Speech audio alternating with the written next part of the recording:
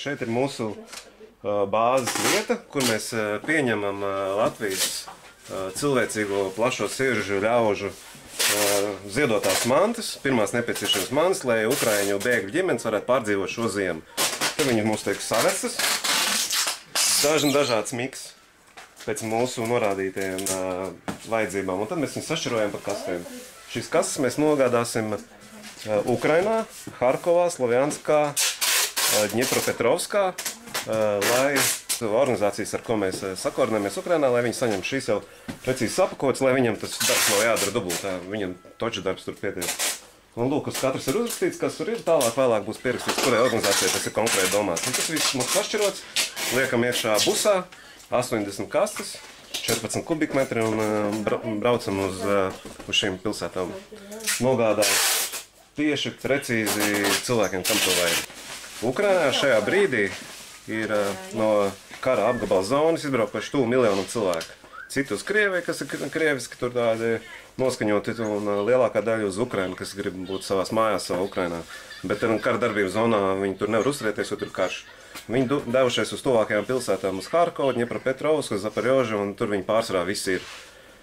Un lūk, un tad tie Ukraiņi ir izveidojuši tādus brīvprātīgu koordinācijas centrus, kur šie bēgļi dodās un jautā, vai viņi nevar dabūt kādu palīdzību, vai kādas drēbes, vai vēl kaut ko. Un tad viņiem tiek izsniegts no tā, kas viņiem ir. Ukrainas valsts to visu nodrošināt nevar. Ne tuvu, viņiem ekonomika ir ļoti vāja, pie kam viņiem ir karš, tad lielākā daļa tiek investēta karā. Un Ukraiņu paštauta arī nav tik bagāta, lai viņi varētu visu to miljonu atbalstīt. Tāpēc ir mūsu iniciatīva.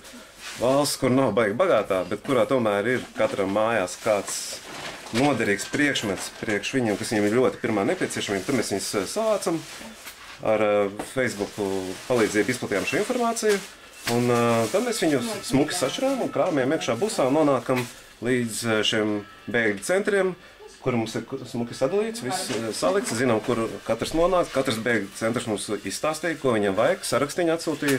Šobrīd viņiem vajag ziemsdrēbes, viņiem ir slimnīcas, kurās ir nepieciešams dakteru aprīkojums. Kaut vai elementāri halātu dakteriem viņiem trūkst slimnīcā, valsts slimnīcā. Viņiem trūkst elementāri higienas preču, pamperi un salvets un nezinu kas. Ko viņiem visvairāk vajag? Uz šo brīdi pēdējais saraksts, kas mums bija, viņam ir vajadzīgi inhalatori slimnīcai, kas ir bērnu onkoloģiskā slimnīca Harkovā. Tas viņam bija vajadzīgs, viņam bija vajadzīgi rokudvielīši, viņam ir vajadzīgas elementāras dāvaniņas bērniem uz Ziemassvētkiem, viņam Ziemassvētki ir 7. janvārī, un mēs paspēsim, mums ir ļoti daudz, mums ir, es domāju, jau 100 dāvaniņām speciāli sapakotām. Cilvēki mums ir rīktīgi atsaucīgi un ņem vērā to, ko mēs norādām tieši, ko vajag. Esam proporcionāli, esam ļoti daudz sagādājuši ziemas drēbes, ziemas apaus, bērniem, pieaugušiem, tas ir baigi labi. Un šobrīd to mēs bišķiņ norāvam roceni, jo ir jau daudz, mums ir šobrīd specializēti jau tieši to, ko es pieminēju, vairāk tādām specifiskām lietiņām. Kas tur tajās kastēs ir iekšā? Kas ir visvairāk? Bērnu drēbes, bērnu un pieauguši.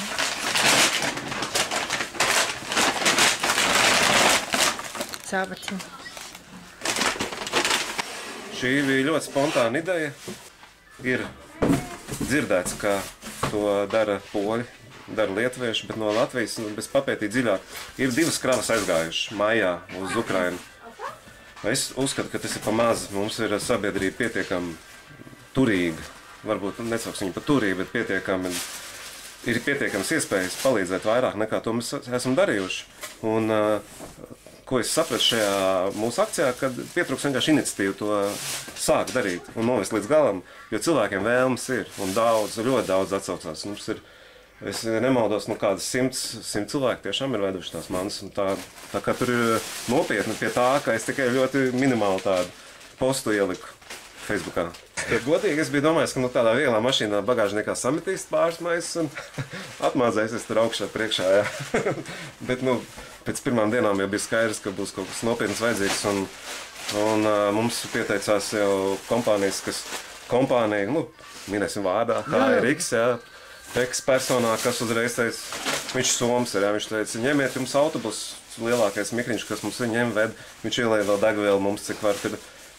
cilvēki vienkārši nopastēja, ka tas busiņš ir, un tad cilvēki veda klāt. Mēs pa laikam tam nopastējam, cik mums tās mantas, un ir jau runas par to, ka tas busiņš jau, viņš nav busiņš, ir busiņš, 14 kubikmetri, 80 kastes šādi, kad viņš jau būs pa īsi. Jebkurā gadījumā mēs šīs mantas savāksim līdz galam, cik cilvēki ir, bet mēs, protams, viņus koriģējam, lai nevar bezjāgā daudz, bet un vai mēģināsim viņu kā transporta kompānija nogādāt Ukrainā vai brauksim otro reizi paši. Kāpēc nav Ukrainas? Tāpēc, kad mēs stabili kļūdītos kaut kādā gramatikā, tad mums vienkārši smietos. Pēdējais brīdis, ka mēs spēsim apstrādāt šīs mantas, ir 23. datuma pēcpusdiena. Jo mums vēl viņas ir jāsliek pa sarakstiem, jāsazortē, mums principā jāsagatavo tur muitām deklarācijas, jo mēs braucam ārā 25. no rīta. Tad mums 24. vēl ir svētki, tad arī pašiem kaut kā deglīt arī daudz galā ir. Bet to, ko, ja cilvēkiem ir mājās, tie rokudvielīši, tie halāti bērnu dakteriem, tas būtu ģeniāli. Kāds inhalators, mazlietots kaut vai lietots, vienalga, ideāli. Tātad tie ir rokudvielīši, un tad apakšveļa, termoveļa gan pieaugušiem, gan bērniem. Tās ir tās lietas, kas ir ne tilpumā lielas, bet ir ļoti, ļoti vajadzīgas šo brīdi.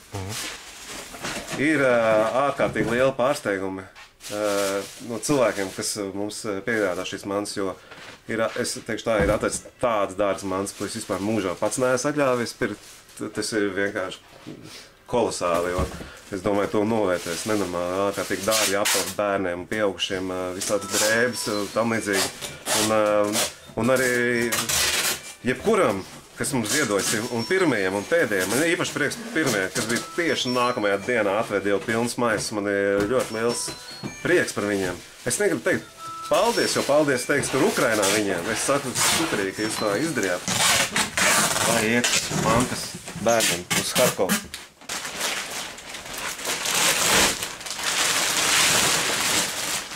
Wow.